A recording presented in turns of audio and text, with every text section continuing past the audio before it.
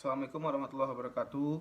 Perkenalkan, nama saya Muhammad Fatur Alfredo, NIM C1B019072, ruang 003, mata kuliah Manajemen Keuangan dengan materi Manajemen Piutang. Dosen pengampu Bapak Dr. Haji Tona Aurora Lubis, SEMM. Langsung saja ke materi yang pertama, yaitu pengertian manajemen piutang. Piutang merupakan tuntutan terhadap pihak lain yang berupa uang, barang-barang atau jasa-jasa yang dijual secara kredit. Piutang bagi kegunaan akuntansi lebih sempit pengertiannya, yaitu untuk menunjukkan tuntutan-tuntutan pada pihak luar perusahaan yang diharapkan akan diselesaikan dengan penerimaan jumlah uang tunai. Pada umumnya, piutang timbul akibat dari transaksi penjualan barang dan jasa perusahaan, di mana pembayaran oleh pihak yang bersangkutan baru akan dilakukan setelah tanggal transaksi jual beli.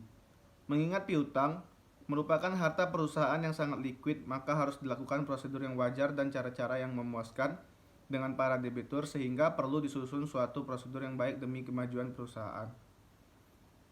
Piutang usaha jangka pendek dapat dibagi menjadi dua. Yang pertama, piutang usaha atau piutang terhadap langganan.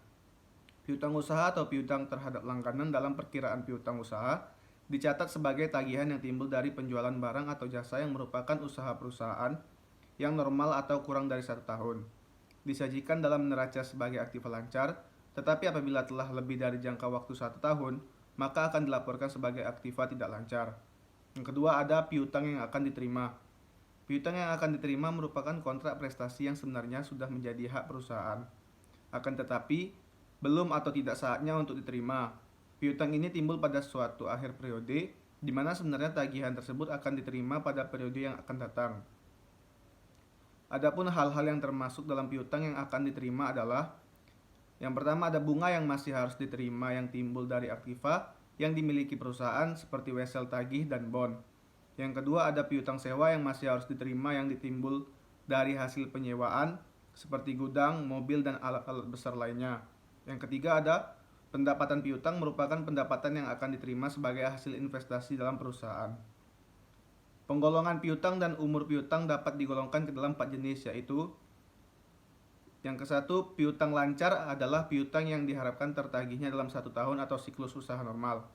Yang kedua, piutang tidak lancar adalah tagihan atau piutang yang tidak dapat ditagih dalam jangka waktu 1 tahun. Yang ketiga, ada piutang yang dihapuskan adalah suatu tagihan yang tidak dapat ditagih lagi dikarenakan pelanggan mengalami kerugian atau bangkrut atau tidak tertagih. Yang keempat, piutang dicadangkan adalah tagihan yang disisihkan sebelumnya untuk menghindari piutang tidak tertagih. Apa saja jenis-jenis manajemen piutang? Tujuan klasifikasi piutang ini sebenarnya dilakukan untuk memudahkan pembukuan transaksi yang mempengaruhinya. Menurut sumber terjadinya, piutang digolongkan ke dalam 2 kategori, yaitu piutang usaha dan piutang lain-lain. Piutang usaha timbul karena penjualan produk atau jasa dalam rangka kegiatan normal usaha. Sementara piutang yang timbul di luar kegiatan normal usaha digolongkan sebagai piutang lain-lain. Jenis-jenis piutang secara umum. Yang pertama, ada piutang dagang. Piutang dagang adalah tagihan perusahaan dagang kepada konsumen yang berasal dari penjualan barang secara tidak kas atau kredit. Piutang dagang terbagi menjadi 2, yaitu piutang usaha. Piutang usaha ini berasal dari penjualan kredit jangka pendek dan umumnya bisa ditagih dalam waktu 1-2 bulan. Biasanya piutang usaha tidak melibatkan bunga. Bagian dari piutang dagang yang kedua adalah wesel tagih. Wesel tagih merupakan janji tertulis untuk membayar sejumlah uang tertentu pada tanggal tertentu di masa yang akan datang.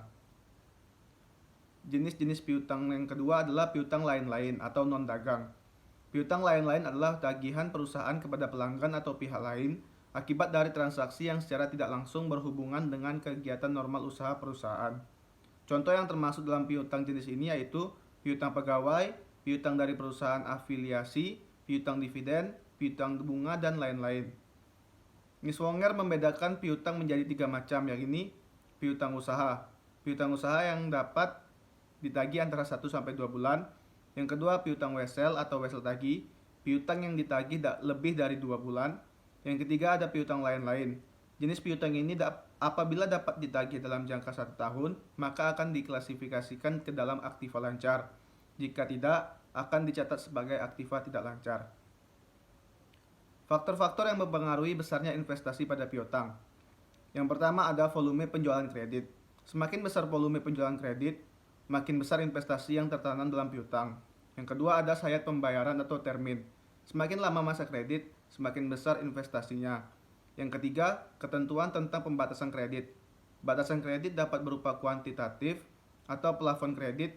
Semakin besar plafon kredit per pelanggan, makin besar investasi yang diperlukan. Dan kualitatif atau selektif terhadap pelanggan kredit, makin ketat seleksi akan semakin memperkecil investasi dalam piutang. Yang keempat ada kebijakan pengumpulan piutang. Pengumpulan piutang dapat bersifat aktif atau menggunakan debt collector. Pengumpulan piutang lebih tepat waktu tetapi perlu tambahan biaya pengumpulan piutang. Atau pasif, yaitu keyakinan bahwa debitur menepati janji, maka resiko tertunggaknya piutang lebih besar. Yang kelima ada kebiasaan membayar dari para langganan. Apabila sebagian besar pelanggan membayar pada masa diskon, maka membutuhkan investasi lebih kecil. Tetapi jika pelanggan membayar pada hari ke-30 atau bahkan menunggak, perlu investasi yang besar. Baiklah, terima kasih atas perhatiannya. Wassalamualaikum warahmatullahi wabarakatuh.